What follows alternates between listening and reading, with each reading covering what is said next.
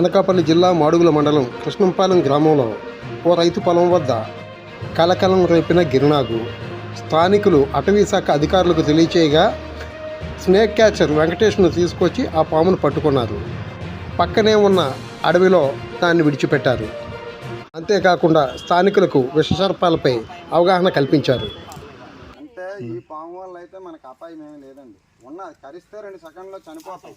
Medicine అయితే లేదు, అలాగని ఇది కరవదు. ఇది మాత్రం పెరగడానికి ఏ 5-6 సంవత్సరాలు అయి ఉంటుంది. ఈ లోపు ఎంతమందిని చంపేయాలి, ఎన్ని పశువులు చంపేయాలి. దీని ఆహారం తప్ప ఇది దేన్ని వేటాడడానికి చూడదు. ఇప్పుడు పాము ఏదన్నా వెళ్తే పామును పట్టుకోవడానికి తప్ప ఇది మనిషిని కరిచి చంపేద్దాం లేదా జంతువులు కరిచి చంపేద్దాం అనేసి ఉండదు. దీనివల్ల మనకి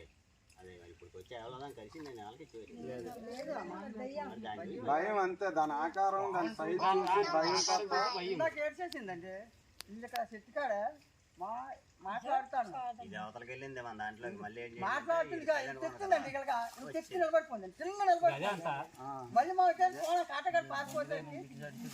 పక్కన